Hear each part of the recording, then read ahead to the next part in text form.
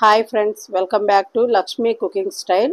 ఈరోజు నేను మీకు చేపల పులుసు ఎలా తయారు చేసుకోవాలో చూపించబోతున్నాను. టేస్ట్ అయితే చాలా బాగుంటుంది.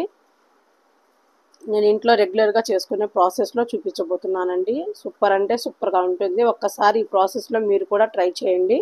మళ్ళీ మళ్ళీ ఇలాగే తయారు చేసుకుని తింటారు, అంత బాగుంటుంది. ముందుగా ఈ చేపల పులుసు కోసం నేను చేపలు తీసుకున్నానండి. 1 కేజీన్నర వరకు చేపలు తీసుకొని నీట్గా ఇలా నిమ్మకాయ రసము అలాగే సాల్ట్ వేసుకొని నీట్గా వాష్ చేసి తీసుకున్నాను. ఇప్పుడు ఇందులోనే ఉప్పు అండి, రుచికి తగినంత ఉప్పు వేసుకోవాలి.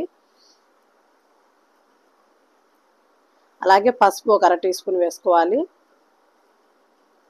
కారం అండి, 1 5 టేబుల్ స్పూన్ వరకు కారం వేసుకోవాలి. చేపల పులుసులో ఉప్పు, కారం, ఆయిల్, పులుపు అనేది కరెక్ట్గా పడితే టేస్ట్ చాలా బాగుంటుంది. ఇప్పుడు ఇందులోనే కట్ చేసి పెట్టుకున్న ఒక మీడియం సైజ్ అండి, ఒక పెద్ద మీడియం సైజ్ ఆనియన్ని చిన్న చిన్న ముక్కలుగా కట్ చేసుకొని వేసుకోవాలి. ఇప్పుడు ఇందులోనే ఒక 2 పచ్చిమిర్చి చీలికలను వేసుకోవాలి. ఒక 2 రెమ్మల కరివేపాకు వేసుకోవాలి. ఫ్రెష్గా దంచి పెట్టుకున్న అల్లం వెల్లుల్లిపాయ పేస్ట్ ఒక 2 టేబుల్ స్పూన్ వేసుకోవాలి. ఇప్పుడు ఇందులోనే ఒక 3 టేబుల్ స్పూన్ వరకు ఆయిల్ వేసుకోవాలండి. ఆయిల్ మనకు చేపల పులుసుకు సరిపడా ఆయిల్ ఇక్కడే వేసుకోవాలి. ఇక్కడ నేను 3.5 టేబుల్ స్పూన్ వరకు ఆయిల్ వేసుకున్నాను. వేసుకొని మొత్తం ఈ ముక్కలకి కారం, ఉప్పు, పసుపు అనేది బాగా పట్టేలాగా బాగా కలుపుకోవాలి. ఇలా ముక్కలన్నీ కలిపేసి పొయ్యి మీద పెడితే చాలా బాగుంటుందండి చేపల పులుసు అనేది. ఇలా ట్రై చేయండి, సూపర్ అంటే సూపర్గా ఉంటుంది.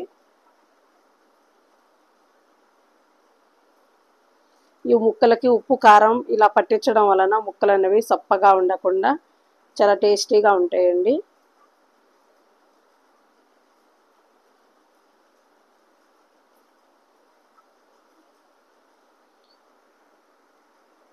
ఇప్పుడు ఈ చేపల ముక్కలు ఇలా ఉప్పు, కారం కలుపుకున్న తర్వాత ఇందులోనే ఒక పెద్ద నిమ్మకాయ సైజ్ అంతా చింతపండు ముందే నానబెట్టుకొని రసం తీసుకున్నాను. ఇప్పుడు ఆ చింతపండు రసం కూడా ఈ ముక్కల్లో పోసుకోవాలి. పోసుకొని మొత్తం ఒకసారి కలుపుకోవాలి.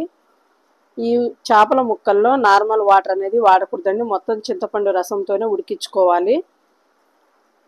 ఇంకొంచెం చింతపండు రసం వేసుకోవాలి. చేప ముక్కలు మునిగే వరకు చింతపండు రసం వేసుకోవాలి. వేసుకొని మొత్తం ఒకసారి కలుపుకొని ఉప్పు, కారం, చింతపండు రసం, పులుపు అనేది సరిపోయిందో లేదో ఇక్కడే ఒకసారి టేస్ట్ చూసుకొని ఈ చేపల కూరని పొయ్యి మీద పెట్టుకోవాలి. ఇప్పుడు ఇందులోకి మసాలా తయారు చేసుకోవాలండి. ఒక చిన్న కళాయి తీసుకొని ఇందులోనే ఒక చిన్న ముక్క అంత కొబ్బరి చిన్న చిన్న ముక్కలుగా వేసుకొని దోరగా వేయించుకోవాలి.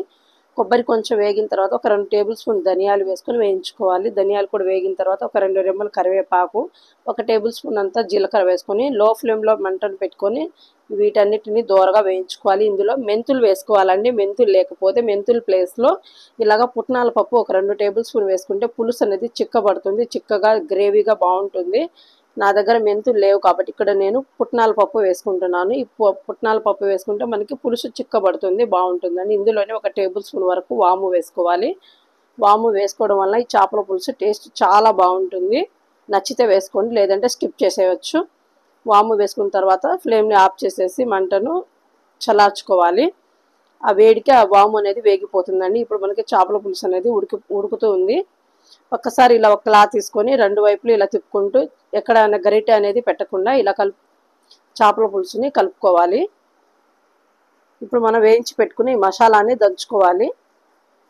మిక్సీ కూడా వేసుకోవచ్చు అండి. నేనైతే ఏ నాన్ వెజ్ కర్రీస్లో మసాలాలైనా సరే ఇలా ఫ్రెష్గా రోట్లో దంచుకొని వేసుకుంటాను. ఇలా దంచుకొని వేసుకోవడం వల్ల టేస్ట్ ఇంకా బాగుంటుంది. ఇప్పుడు ఇందులోనే ఒక చిన్న ముక్క అల్లం వేసుకోవాలి. అలాగే ఒక 7 వరకు వెల్లుల్లి రెమ్మలు కూడా వేసుకొని మొత్తం కలిపి దంచుకోవాలి. ఇలా దంచుకున్న మసాలా చేపల పులుసులో వేసుకుంటే టేస్ట్ చాలా బాగుంటుందండి. ఒక్కసారి ఈ ప్రాసెస్లో ట్రై చేయండి, మళ్ళీ మళ్ళీ చేసుకొని తింటారు, అంత బాగుంటుంది చేపల కర్రీ అనేది. మనం ఫ్రెష్గా అప్పటికప్పుడు దంచుకున్న మసాలా వేసుకుంటే మంచి స్మెల్ కూడా వస్తుంది కర్రీ అనేది. ఇలా మసాలా దంచుకున్న తర్వాత తీసి పక్కన ఒక ప్లేట్లో పెట్టుకోవాలి.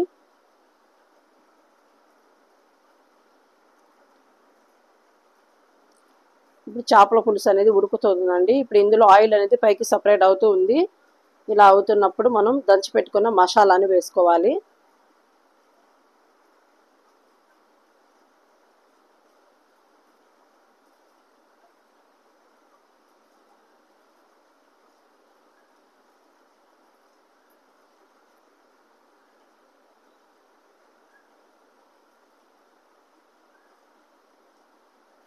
మసాలా వేసుకున్న తర్వాత ఒకసారి మనం రెండు వైపులా ఒక క్లాత్ తీసుకొని చేపల పులుసుని ఇలా కలుపుకొని మళ్ళీ పొయ్యి మీద పెట్టుకోవాలి.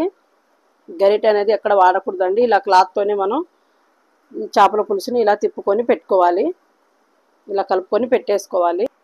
ఇప్పుడు కర్రీ అనేది గ్రేవీ దగ్గర పడిన తర్వాత ఇందులోనే కడిగి శుభ్రం చేసుకున్న కొత్తిమీరని కూడా కట్ చేసుకొని వేసుకోవాలి.